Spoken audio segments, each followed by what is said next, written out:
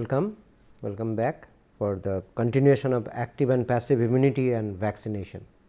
Okay. So, we are going to continue what we are discussing in the last lecture. So, this is the routine acknowledgement, like definitely I am very much depth, like I am using many images and slides from generic immunobiology book.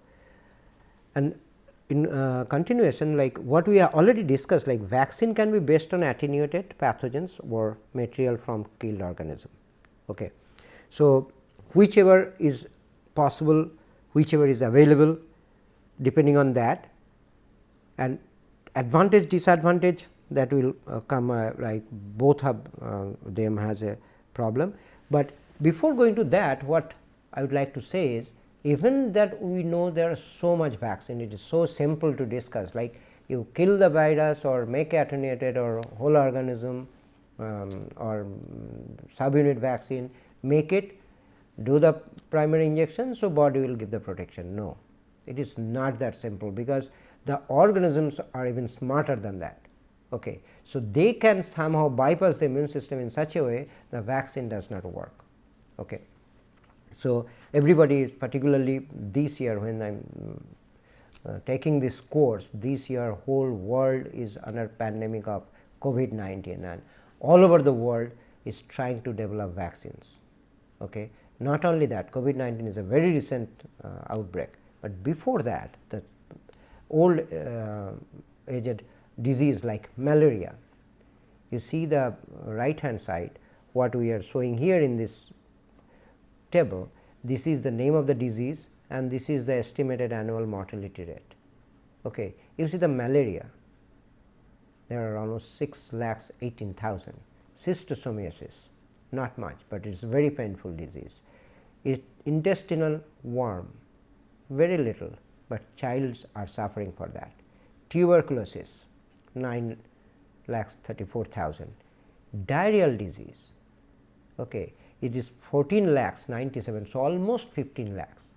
Diarrheal disease many times kill individual, it is a lot of casualty happens, but most of the time diarrheal disease, like whether it is a bacterial infection, viral infection or a parasitic infection like amoeba, giardia, protozoan parasite infection, it is not killing the individual, but it is killing lot of man hours. Okay. So, lot of people are suffering from this diarrheal problem all over the world, and you can see the number. So, we need a vaccine, a real vaccine. So, not only to save the people from death or casualty, but also lot of man or a lot of individuals are losing man hours because of this stomach upset. Respiratory infection, huge number, corona is one of them, HIV/AIDS, measles. So, these are, measles are okay, vaccines are there, but not 100% protective. So, what happened, these diseases are still people are trying to develop vaccines. So, it is not that theoretically production or making vaccine is very simple and easy and straightforward, but it is not the real case. Scientists are trying all over the world for many such diseases, so that vaccine can be developed. Okay. We are not as lucky as the smallpox, and we are going to be lucky for another disease. Very soon I am sure that World Health Organization is going to say that okay, polio is eradicated from the earth. Okay. Just like the smallpox was declared long time back, okay, 1979. Polio is going to come back in the same way. We are going to see there is no polio. I mean, there are number of polio patients are very rare now, but it is not 0. Okay. So, until unless it is last next 10 years there will be no infection, we cannot say that it is eradicated. So, we are waiting to hear the good news from World Health Organization. Okay. So, most effective vaccines generated what? Most effective vaccine generated antibodies. And what the antibodies are doing? You know, the effector function of antibody is what? Effector function of antibody is neutralization of the toxins, because if there is any toxin they will bind and neutralize, so the toxin cannot find. Opsonization, separation or killing the bacteria from the system, and complement activation. So, somehow it stops pathogenicity and infection, it will remove the existing one, it will clear the toxin. Okay. So, our goal will be to produce a vaccine candidate so that it can induce the humoral immunity much more, so that in normal bacterial infection cases, okay, humoral immunity much more, so that it can effectively work against bacteria. But if it is in case of the virus, definitely humoral immunity is very important, because antibody can neutralize the virus particle also, but at the same time we have to induce the T cell immunity, so that cytotoxic T cell can kill virus infected cells. Okay. So, this is one. Another or few more points of the good vaccine candidates are, it should be long lasting protection. It is not the one vaccine. I mean, many vaccine you will see, particularly the tetanus vaccine. Every time if there is a cut, we go to doctor, they ask, when did you take the last time? Okay. It is improving, definitely improving, but their memory or their effectivity is not that long. Okay. So, there are few things we have to remember during production or synthesis or discovery of the vaccine. One, it should be definitely safe. Okay. Vaccine must not itself cause illness or death. So, initially at the very beginning, what happened in before 1900, okay, before 1900 or very early 1900, the regulation or the act was not that strong. I mean, when all this Pasteur, Louis Pasteur and Jenner, when discovered, and many others, when discovered the different vaccines, the regulation act was not that strong, but now it is very strong. I mean, we cannot have a single casualty if possible. We definitely should. So, it should be safe, it should be protective, like vaccine must protect against the illness resulting from the exposure of the live pathogen. I mean, what that is the purpose. Okay. Give sustained protection, that just I told, it should protect for several years. Many vaccines you have to take every years for different reason. Some are not good vaccine, or some infectious agents are changing, like the influenza virus. Every year there is a new outburst of new variety. So, old one is not working. So, we have to take it, nothing doing, but some vaccines does not work properly or not sustainable, so that we have to take again. Induces neutralizing antibody, that just I told, it should induce more antibody, so that it can neutralize the toxin or the pathogens. Okay. So, that will give better immunity. Induce protective T cells, that I just told, in case of virus it should give the protective T cell immunity, so that not only virus, if there is a intracellular pathogen, you know, Leishmania donovani, Mycobacterium tuberculosis, Mycobacterium leprae, which grow inside the macrophage, then we need Th1 response. So, in that case, if you would like to develop the vaccine, so we have to manipulate in such a way that particular vaccine should induce the Th1 response as soon as new infection comes. Okay. It is not, the T cell is not the only, like virus infection we need cytotoxic T cells. Th1 is also important, and definitely T helper cell is important everywhere. And practical consideration, that are very important. It should be low cost, it should be biologically stable, it should be easy of administration, and zero or minimum side effects. It should not, few vaccines has certain side effects. Okay. So, these are also important. Okay. It is a management problem, we may not think at this moment. Okay. At this moment we may not consider that, but this is a serious problem. Okay. In very brief, I will not continue it again. Suppose developing a vaccine or discovering a vaccine inside the lab, testing 5-10 animals or say 1000 individuals is one thing. 1000 individual is also a big scale.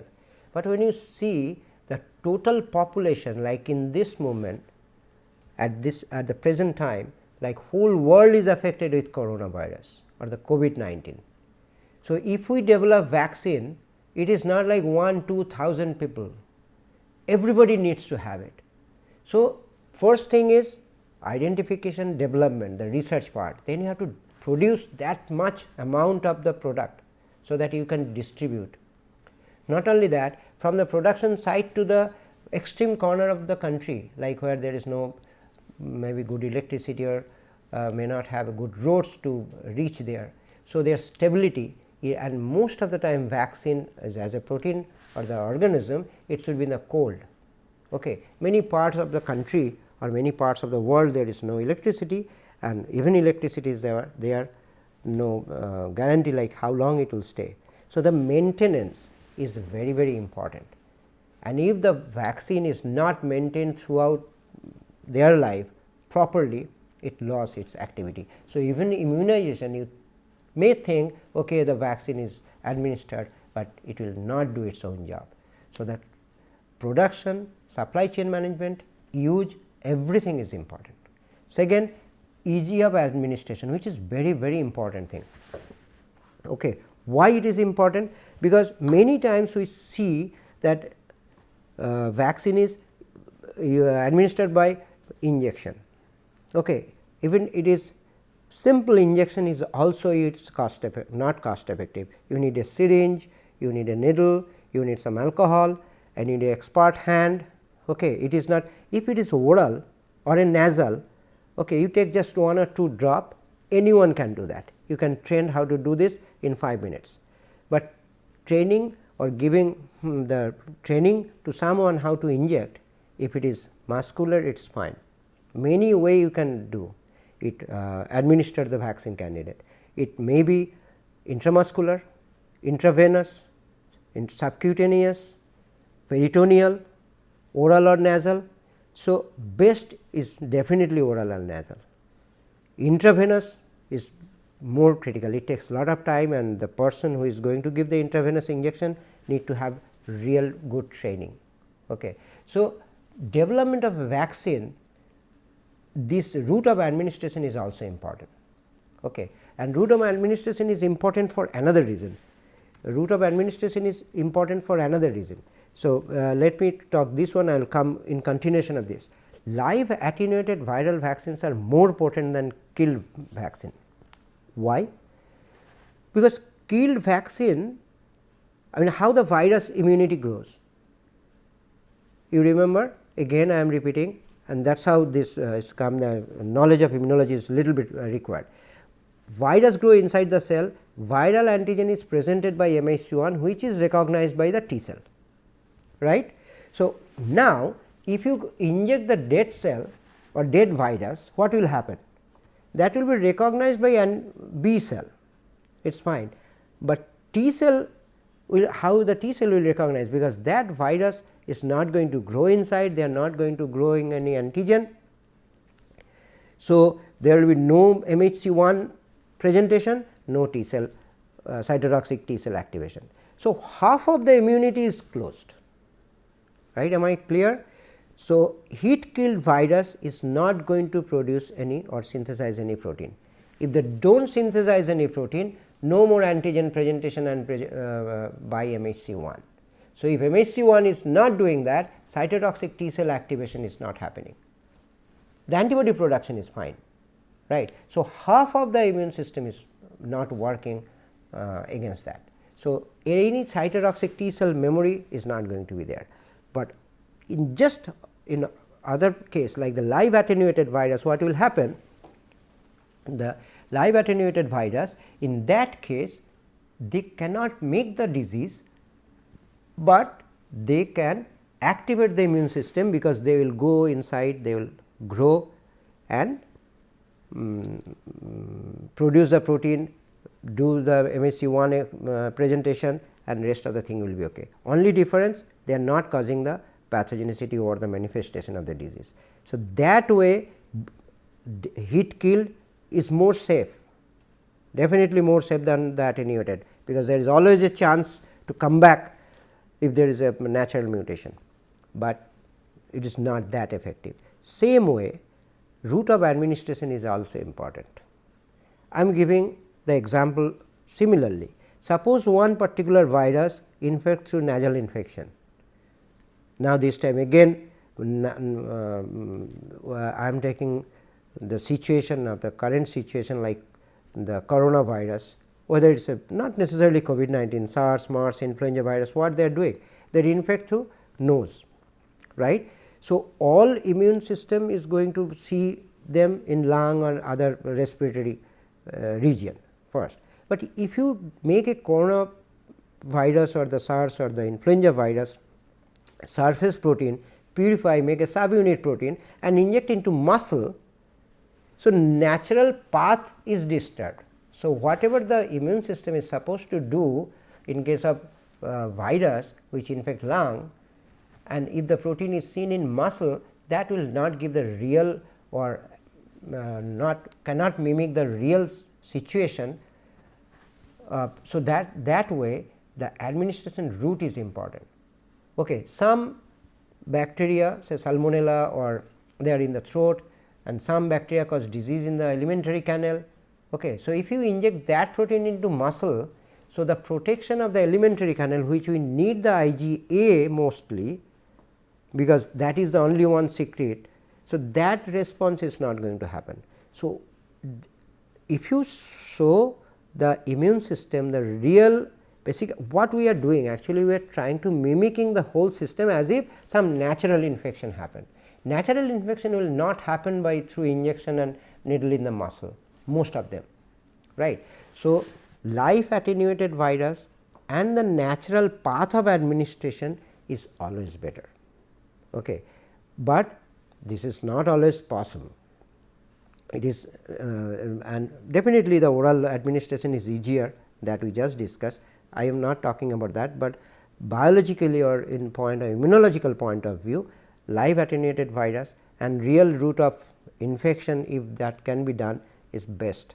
Okay. So, if anything in the alimentary canal, either the fecal or the oral route will be the best way to administer the antigen, because that is the place where it natural habitat of in an individual. Okay. So, live attenuated virus, what we use actually in today's date is the polio, measles, mumps, rubella and varicella. Okay. So, all the childhood immunization after birth, most of the immunization this polio, measles, mumps, rubella or varicella we do not do it here in our country, but this is the childhood vaccination. In adult also we do in some special cases, not always. Okay. Other attenuated live viral vaccine that are licensed for special circumstances for the use of high risk population, okay, that pox virus, yellow fever virus in some cases, because vaccine we are assuming, when you are using vaccines, we are assuming that individual whom I am going to be vaccinated is immunologically perfect. So, that is not always true. There are a lot of people which are immunocompromised, they do not have immune system working for many reasons, effect of drugs like those who are under immunosuppressive drug, and in case of any disease, mutational disease or other disease, HIV infection, their immune system is already down. So, their T cell, B cell is not working properly. So, vaccine is not always going to work for them. So, vaccine is only for individuals who have good immune system or at least moderate immune system. So, how we make the live attenuated virus? Major practice or the best way to do that is, or common practice I should say, the common practice is, say this is the human pathogenic virus. Okay. So, what we do is, we cannot use a human as a reservoir or the farming organism, right. So, we grow animal cell in culture or laboratory, we incubate the virus along with the animal cell. So, it infects, grow and normal cycle. So, what we will have? We have to grow the cell and supply the virus. So, more virus will come. So, after culturing the virus in human cells, you take this, it is not always happen in this case everywhere, in sometimes some virus grown in egg cell also. That is how I said the egg protein may contaminate, particularly in case of the polio virus. So, if you take this virus initially grown in animal cell, okay, transfer it to monkey cell. Okay. Human cell line and monkey cell line are not same. So, why? I mean they will also infect. So, monkey cell, when they are growing monkey cell for long time, what will happen? They change or they will have some mutation, so that they can better fit in monkey cell. Clear? While growing in monkey cell, what will happen? They will change itself, so that it will not it will grow better in monkey cell. During that process, it loses the pathogenicity to infect human. Okay. So, this virus no longer grows well in human cells, that is called attenuation. Clear? So, human virus initially cultured at human cell, they are happy, suddenly the target or host cell change. So, they grow slowly, and after that they change itself, so that they can grow better, but while acclimatizing them or adjusting or adapting them with the monkey cell, they lost the pathogenicity or effectiveness against the human cell or human. So, that virus we can use, this is called attenuation. We can reach that by recombinant way also. Okay, what? How? So, suppose this is the virus, and you see there are 3 genes, say for example, one is green, another is red, another is yellow.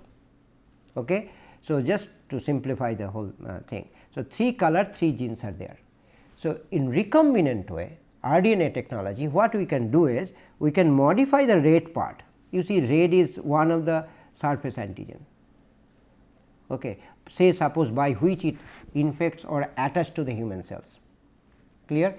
So, if we change this red part, mutate it in some way, so you see here also it was like circular, half circle, and here it is a triangle. So, it changed the mutation or the protein structure in such such a way. So, it will not express this red one as such, it will change its shape and size, or you delete completely the red gene, completely deleted. So, the virus become a different kind of virus, that surface protein is not here. So, now this virus will be the newly generated virus by recombinant technology, either this one, modified one or deleted one. What will happen? They cannot attack or infect the human cells by the, or in one word I can say they will lose their virulency. So, they cannot cause the disease. So, this way if you make this one is it is very unlikely that the mutation will revert back to its original form, because it is not a single mutation, but this is both the virus will maintain its immunogenicity, but lost its virulency. This way also we can make the attenuated virus. Okay. So, live attenuated vaccine can be developed by selecting non-pathogenic or disable bacteria or by creating genetically attenuated parasite. Okay. So, attenuation, this is one culture differently, or you can say that non-pathogenic bacteria, you take a non-pathogenic bacteria or disable bacteria and make or express. So, one variety which has a similar property, but non-pathogenic. Okay. So, for example, if we go quickly, suppose this is one bacteria, this bacterium or this set of bacteria is non-pathogenic, this is non-pathogenic. Okay. But another bacteria which is pathogenic, which has some protein in the surface. So, somehow this is, say I can say this is a natural mutant what we developed by recombinant technology. Okay, possible. So, naturally it loses its virulence, but it does not have that particular protein. So, what we can do? We can take some DNA part from here, put here, so that non-virulent, but it will express some immunogenic protein which can be similar to that. So, this particular bacteria will have the immunogenic property like the virulence one, but it will not have any pathogenicity.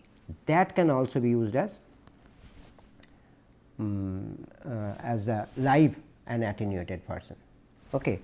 Another thing is, say parasite. What happened in malaria parasite?